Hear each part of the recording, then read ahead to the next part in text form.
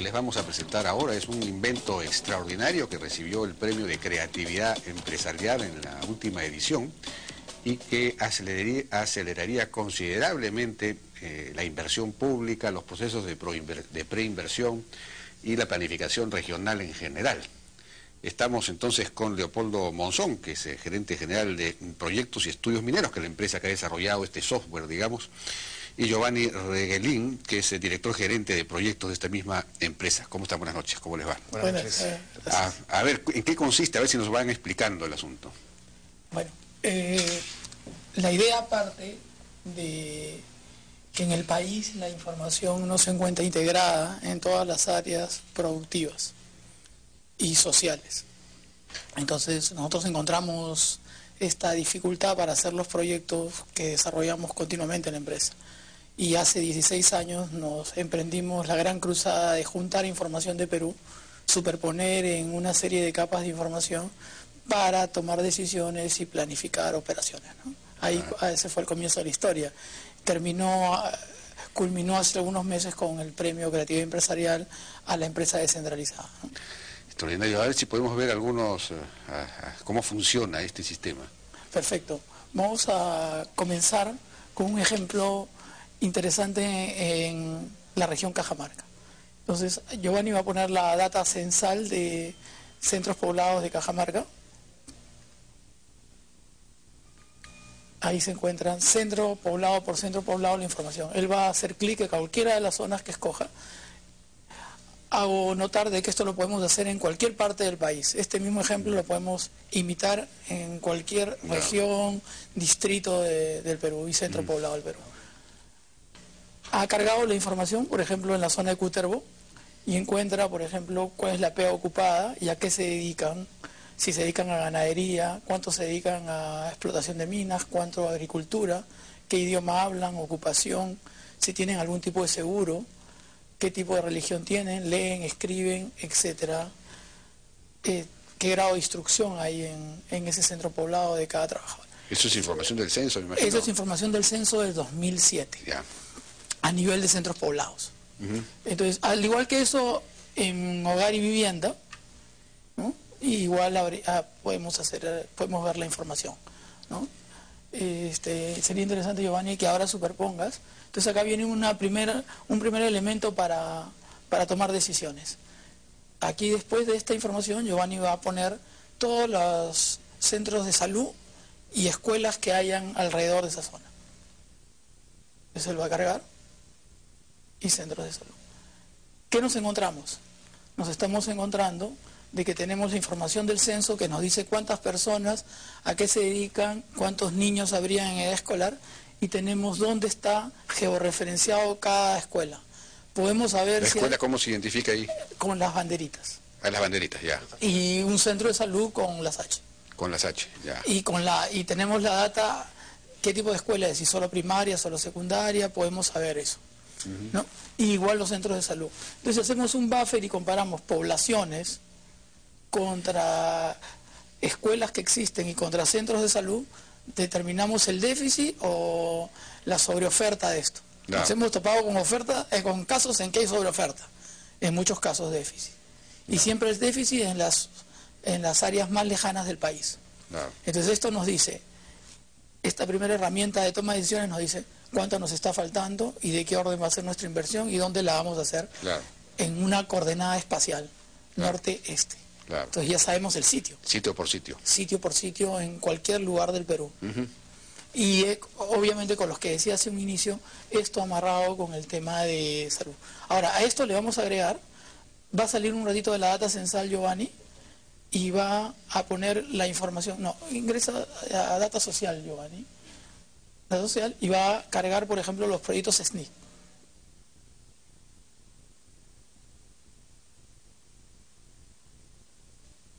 Parece que te está faltando poner arriba. Hacer el clic en data social. Ok. Entonces,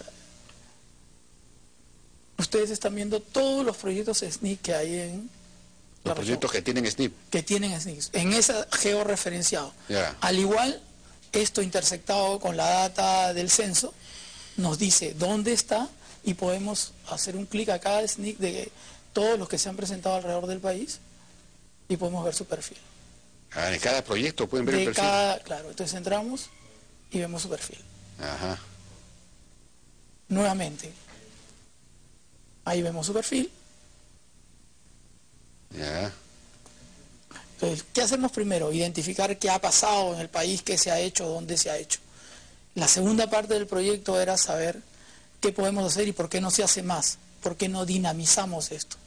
Entonces, usando mucha tecnología, usando imágenes de satélite, usando fotogrametría y algunos vuelos, nosotros hemos logrado poner toda la topografía a escalas mucho menores de las habituales y de las que se pueden adquirir en el Estado peruano, para viabilizar la rapidez de hacer los proyectos. Entonces ahora va a cargar curvas por zonas. Como es muy denso, vamos a ir zona por zona. Ahí está cargando.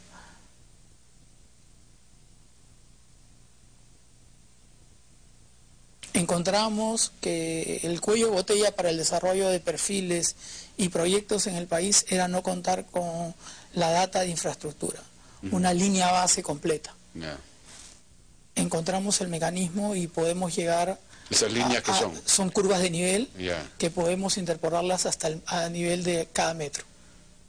yeah. Ahí están a cada 20 metros, pero tenemos la tecnología que nos permite llevarlo a cada metro. Estas son armadas por imágenes de satélite. Imágenes de satélite. Son Yeah. armadas Pero ahí en no data. están, por ejemplo, las carreteras. Ahora superponemos, ya viene la siguiente parte, y superponemos toda la información de infraestructura. Usando la misma lógica, ahí por ejemplo hemos cargado todas las vías afirmadas, asfaltadas, ferroviarias, trochas carrozables, y a su vez vamos a cargar las que se necesitarían hacer, pero basado ya con la información. Las que se necesitaría hacer en función de qué. En función a las necesidades que tiene la población, en función a la población, a los niveles de producción que hay en cada zona, que después vamos a ver cómo lo hemos tabulado y ordenado, y en función a tener una longitudinal, por ejemplo en este caso de Cajamarca, que una la zona cafetera de San Ignacio con la zona de Cajabamba y pase por el centro de la ciudad, del mismo Cajamarca, Yeah. las vías eléctricas, toda la electrificación rural por hacer, las estaciones. Entonces, de la misma manera, como podemos superponer información del censo e información productiva, entonces determinamos por dónde hacer. Y tenemos la infraestructura de la topografía que nos dice por dónde ir en el camino. Entonces ya sabemos dónde está la demanda, la principal demanda, y tenemos por dónde ir tecnológicamente hablando. Sí, el trazo. El trazo. Ajá. O sea, ingenierilmente pueden identificar hasta el trazo acá. podemos identificar hasta el trazo. Nosotros fuimos del tren norandino, lo que hicimos un trazo previo, ¿no? Hicimos un trazo de una idea del tren holandino, ¿no? Que unía Bayóvar y la ciudad de Cajamarca. ¿Y la información productiva cómo entra acá? A ver, por ejemplo, vamos a entrar un ejemplo agrícola.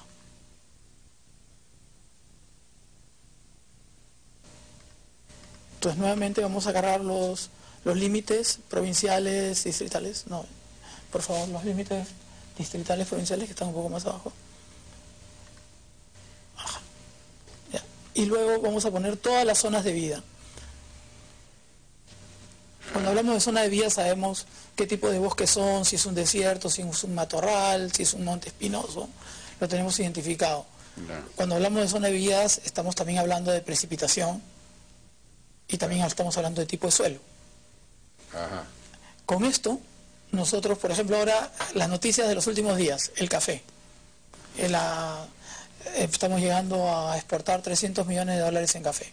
Vamos a hacer el mismo ejemplo del café. Entonces, vamos a coger las zonas de vida más idóneas para el sembrío del café, en esa zona específica. Luego, vamos a superponer esto a las zonas de elevación donde se produce el mejor desarrollo del café. ¿En qué alturas? ¿Entre qué alturas? Superponiendo eso con su zona de vida, identificamos las zonas más idóneas para sembrado de café. Luego, con el satélite identificamos dónde se está sembrando café en la zona y vemos dónde se puede expandir el sembrío. En este caso en particular, pasar de 30.000 hectáreas a 120.000 hectáreas de sembríos de café. Extraordinario. Y en la zona de San Ignacio, hace 2 años se eligió el mejor café del mundo ahí. Y esto podríamos solamente en esta zona duplicar la producción que estamos hablando de 300 millones a 600 millones. Esto lo podemos hacer para todos los sembríos que queramos con la misma lógica. Entonces usamos, por ejemplo, algunos ejemplos: alcachofa, palta, arroz, mango y tara. Y armamos un mosaico. En este mosaico, ¿qué nos dice?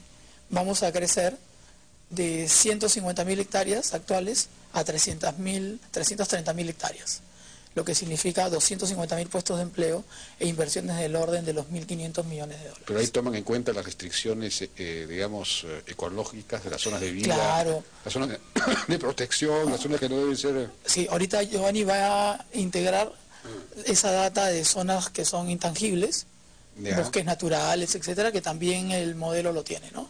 Ajá. Igual cuando hablemos del tema de minería rápidamente, también vamos a ver eso, ¿no? Primero, respetando todo el tema ecológico primero, ¿no? Ya. O sea que dónde puede haber minería y dónde no, digamos. O sea, dónde y cómo y cuál es el impacto de eso, y tanto económico y ecológico, ¿no? Ya. ¿Eso puede salir de esta información? O sea, claro, podemos tener una primera gran mirada de qué puede ver. Ahorita lo podemos ver. A ver. No, minería, más abajo, Giovanni, en el ejemplo. Ahora, mientras que Giovanni está cargando, imagínense ustedes esto que estamos hablando nosotros, que hay una persona en Indonesia o en Corea, va a poder ver esta información y decidir venir a Perú a hacer algún tipo de inversión en los diferentes aspectos productivos, tanto de infraestructura, porque estamos hablando de caminos, desde escuelas, de colegios, desde agrícola, desde minería, etcétera, ¿no? Este es un ejemplo para el tema minero, interesante también. Nosotros hemos mapeado todas las ocurrencias que hay en esta zona particular del país. ¿Qué cosa es una ocurrencia minera? Es donde alguien caminó y encontró que hay una anomalía de metal superior al promedio de cualquier suelo normal. Entonces, como decir, encontraron 1 gramo de oro por tonelada, eso es una ocurrencia fuera del estándar. Entonces, esas ocurrencias son mapeadas y son puestas georreferencialmente. A eso se superponen las áreas naturales que nos comentabas. Y lo primero que hacemos, y con sus respectivas áreas de amortiguamiento, y lo que hacemos es filtrar. Donde las zonas naturales eliminamos toda la oportunidad de explorar, para respetarlas al 100%. Claro. Entonces nos quedarían lo que está en color celeste, ¿no? Si a eso nosotros le superponemos la geología, este es otro aporte que hemos hecho nosotros, van a ver el detalle de geología que podemos tener. Entonces ahí para esto vamos a agarrar fallas, pliegues. Ahora, yendo un comentario que puede servir de mucho con este tema del Cusco, por ejemplo.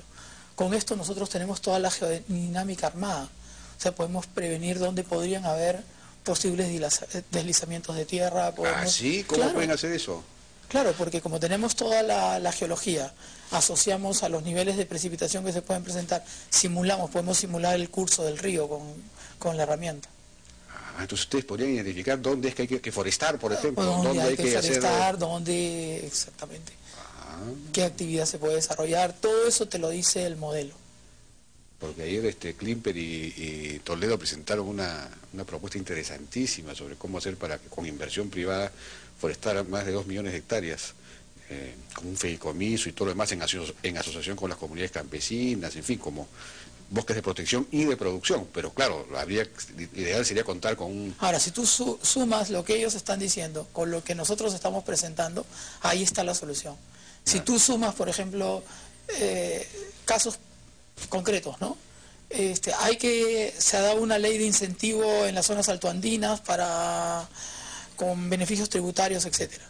Pero primero nosotros planteamos, si ya tenemos la línea base, antes de eso, hagamos la línea base y luego pensemos cuál es el impacto que vamos a tener sobre qué zonas y veámoslo gráficamente. Entonces, con el ejemplo que hemos hecho de agricultura hace un minuto, asociado a esa ley, realmente eso te daría un verdadero empuje. O el tema de los núcleos ejecutores, dónde hacerlo en el espacio físico correcto, ¿no? Claro. Y con esta data saber qué fenómeno natural puede ocurrir o podemos planear qué podría pasar. Entonces todo va a estar planeado y todo va a estar ordenado. Y esto ayudaría a, digamos, ejecutar más rápidamente los proyectos, el diseño, la formulación de los proyectos, los planes. Hemos medido, por ejemplo, a niveles de perfiles, prefactibilidad y factibilidad, nosotros creemos que con la herramienta podemos hacer todo a 1/3 del tiempo de lo que se está haciendo ahora. 1/3 del tiempo. De lo que se está haciendo ahora con la herramienta. Claro, porque aquí en realidad esta información, como ustedes bien dicen, existe, solamente que está dispersa y no está integrada. El Estado, cada entidad estatal trabaja por su lado y no conversa con las demás, ¿no es cierto? No integra su información. Ustedes han hecho la gran labor que le competiría en realidad al Estado. Que es de integrar toda esta información y digamos...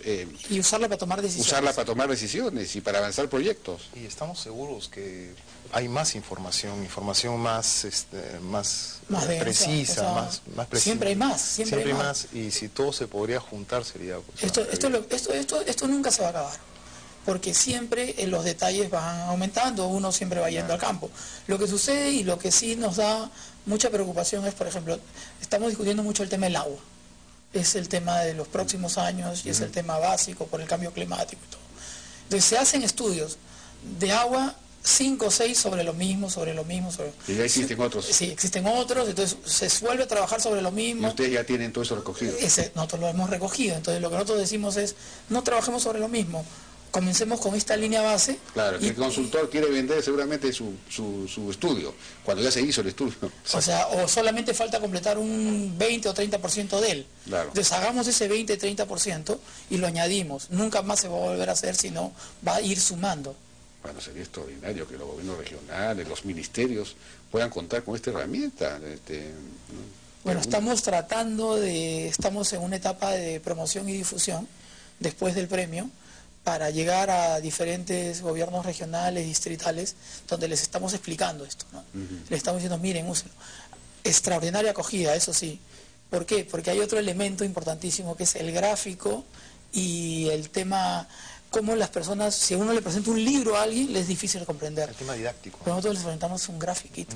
Claro. Entonces le mostramos, por ejemplo, los señores que habitan al costado de donde hay deslizamientos, o de zonas de posibles huaicos, etcétera. Si tú le muestras gráficamente y le dices, tú tienes que moverte, no porque tienes que moverte, sino porque mira, el río va a venir por acá y vas a tener este problema. Ahí sí se mueve. Ahí sí. Claro. Entonces el tema de conversación viene también, el diálogo, esto sirve para mejorar el diálogo con las comunidades y todo. De acuerdo. ¿Tienen la información de la pobreza, el mapa de pobreza? O sea, claro, la información del ENAJU. Tenemos identificado con los factores que el Banco Mundial dio, que son el IDH, ¿no? Y sabemos dónde están concentradas las mayores pobrezas, además por el mismo censo, ¿no? Claro. Pero creemos que es mucho mejor atacarlo por el grado de necesidades, ¿no? Claro. Como tenemos tanta data, Claro. entonces focalizamos la necesidad, por ejemplo, básicas. donde hay desnutrición, porque la desnutrición amarra la educación. Claro. Entonces ese es el otro lado del problema que hemos querido resolver. Bueno, yo los felicito, realmente no tenemos más tiempo. Aquí no hemos mostrado una parte mínima de toda la data que tienen ustedes, ¿no es cierto? Sí, y que se cruza, se superpone, en fin, se combina de todas las maneras posibles. Claro, no hemos visto la parte catastral, pero otro día con mucho ¿Tienen gusto. un catastro nacional ustedes ahí? Tenemos zonas, tanto del catastro minero como parte del COFOPRI en esta zona, y donde podemos pues tomar decisiones sobre, imagínese alguien buscando un terreno de entre 10.000 y 20.000 hectáreas en una zona determinada, nosotros lo buscamos y los identificamos. ¿Pues no tienen el mapa de las comunidades campesinas? Tenemos, en algunas zonas del país sí, estamos recolectando el resto de zonas. Interesante, muy interesante, ojalá que logren reunir todo esto, y bueno, de hecho ya han avanzado muchísimo. Yo los felicito pues a Leopoldo Monzón y Giovanni Reguelín, de Proyectos y Estudios Mineros, es la empresa que realiza esto, Y ojalá que efectivamente pues los gobiernos regionales, locales, los ministerios adopten esta